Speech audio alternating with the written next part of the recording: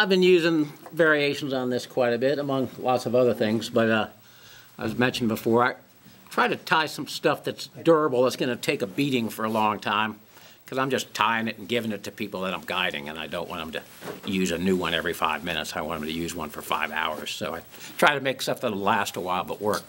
And this is just one variation of this. See, I don't think this neck is quite as dense as the last one I had. And this is the only thing I use this neck for. See, it's called an American Rooster cape. And, you know, it wouldn't be good for hackling anything, but they actually market it primarily for tailing material.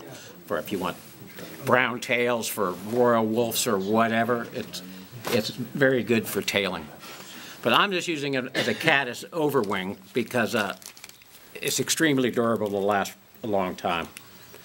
On this one, I'm putting a little green egg sac. It worked pretty good for a while last year. I just looked at somebody else's pattern and they said, oh, this egg sac's been working good. So I said, oh, that's my idea, I'll do that. Not really, but I figured I may as well incorporate that into a few because I get up at 3 in the morning and tie flies, and most people just think I'm nuts to begin with. But at 3 in the morning in Wolf Creek, hell, that's about the best you can do. So I just got a little bright green theoretic egg sac that probably don't care or know what it is. But sometimes I kind of get the impression that if you show them a different couple different colors, that maybe they'll be happy with one or the other, even if they're not completely happy with one. So maybe it ups the odds of them liking it just by having 2 colors rather than just one. Otherwise, this is just tan, and I'll do it in other things. I pump a lot of fish's stomach on the Missouri, and most of the caddis I pump out of them are that kind of cinnamon, dirty, tan, you know, not really brown, or on the way to brown, but not dark. A pretty high percentage of them, that's what color they are. And there's a little bit less percentage of ones that are the green body. They're usually smaller.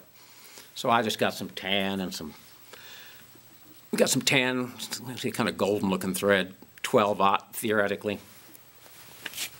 Somehow or another, their 12-aught is thicker than what their 10-aught used to be. I don't know how that works.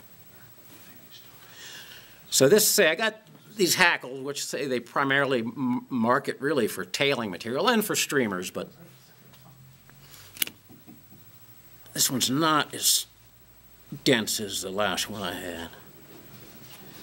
Neale, what do you have against elk hair for something like that? Well, I use elk hair for some. I don't know. I find sometimes elk hair breaks up if it's been chewed on a lot. In smaller sizes, it's a little bit harder to make it look good, you know, and be durable when you're getting to 18s and 20s. And the other thing, on the Missouri especially, I spent a lot of time on the Wolf Creek stretch. When they first start eating caddis, they're happy with elk hair caddis. But, you know, by the time you get to the end of July, they won't even look at them. You know, they just don't look real enough. So you have to have something that's narrow wings. You know, I had a pattern last year that, and I'm always trying different stuff because the fish get so tough. Last year for a while I was using a size 20. I was using a little bit of Swiss straw, just over a little dubbing, a little Swiss straw doubled over into a very narrow wing. A little bit of CDC on the back and a little bit of scruffy brown dubbing. And it was small and narrow. And they loved it for a while, you know, and the fish would actually come out of the blue to get it, even though it was real small, but just always playing. Anyway, I got 1 pinch of this Hackle on there, and one's never enough. You gotta get 2 pinches.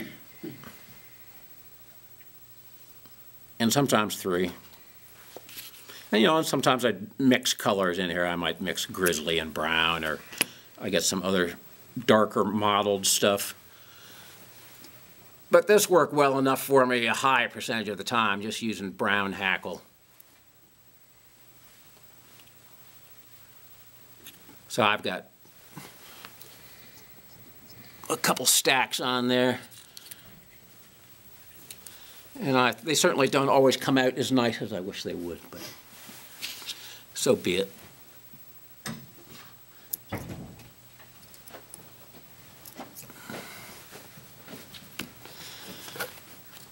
think that's okay. I've gotten to use this for wing post a high percentage of the time. This is just this shell pink Antron, which the only place I ever see it is in the trout shop. So whenever I get it, I have to drive up to Craig and buy, and then they only have one on the shelf, so I just drove 100 miles for one card of $1.46 stuff.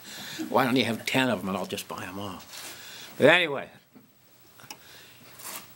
and this stuff works good. I'll just do three wraps in the middle, and then fold it up and do a few in front, and do a few behind, trying to get the thing attached to the shank somewhat permanently. This thing's spinning down too easily. And then 3 more across the middle.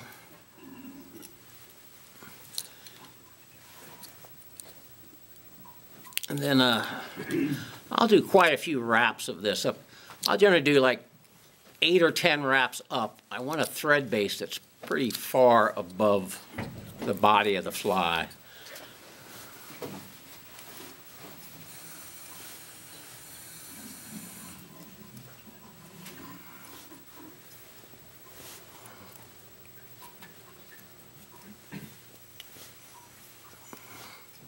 I don't know why this thread's looser than the usual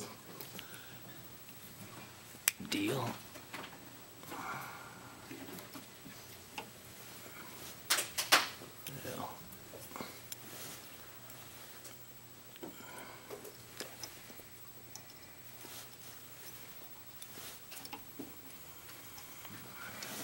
What are you doing to me?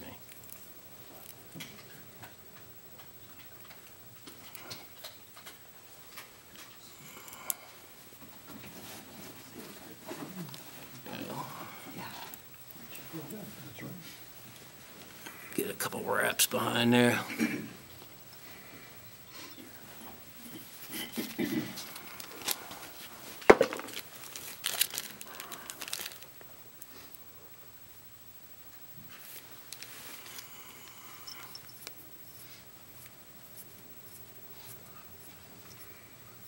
Dub over that thread. It's holding the wing down. Take it back a little ways.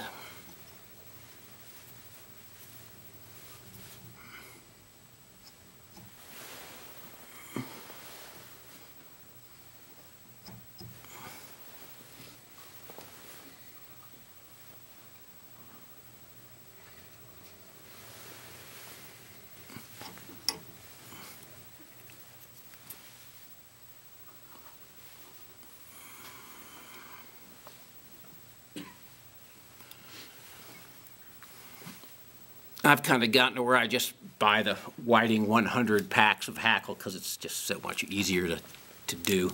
And they seem like they've gotten to be pretty strong. It's pretty rare to have them break. Put a little dubbing over that.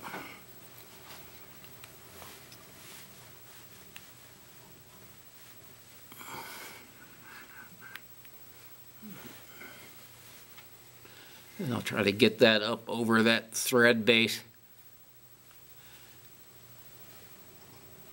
and do 6 or 7 wraps down. It seems like I used to use less wraps,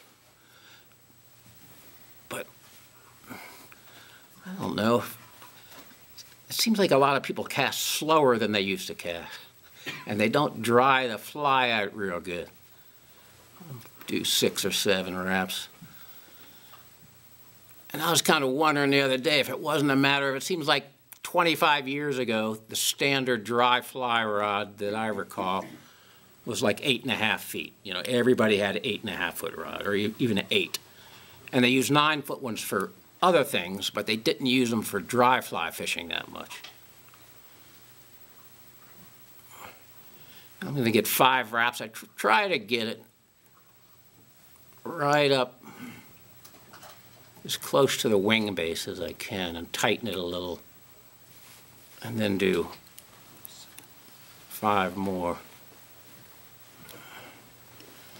And then tighten it one more time. But it seems like back when most everybody used 8.5-foot dry fly rods, you just cast faster because they didn't weigh as much. They're thinner, they cut through the air faster, so people just casted rapidly, more rapidly. And now that they use 9-foot, they're like going like this. So I get guys that just pick up the dry fly out of the water and just do one false cast and lay it back out, and it's just not getting it dried. They're not getting the zip on it. Whereas if you have an 8.5-foot crisp rod, you just go zingo, and it's going probably 50% faster through the air with less physical effort. But in any case, that was just a delusion of mine.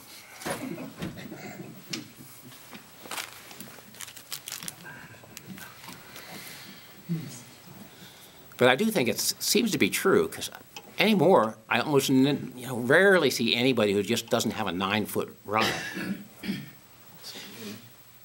Kind of like to watch the evolution of rods where, a couple of 100 years ago, even 100 years ago, they were all pretty long, and then guys like Lee Wolf and Ernie Schwiebert and some other guys started to promote the shorter rod thing,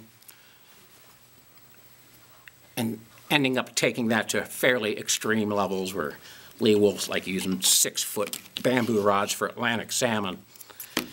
And now the trend back toward the spay rod thing is kind of like going back to the pre-short rod thing, which is good for some things and probably unnecessary for others. But I usually like to dub it back right up to the wing post before coming forward, and I didn't do a very good job on this one because I have a hard time talking and tying at the same time. I imagine everybody probably uses this water-based glue these days. It's not as intoxicating as the old glue, but they give you those little pins to put it on with. I don't know, I never use those. It's clear, I just put a bunch on there and let it soak in, and you can't see it after it dries anyway, and they never come undone.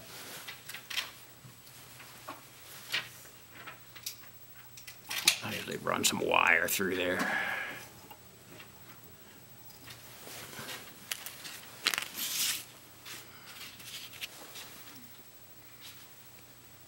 Are most of your clients from out of state? What's that? Are most of your clients from Oh, yeah, pretty high percentage. Wherever there's money to be thrown around, Yeah. that's just how that works. Wherever there's excess money.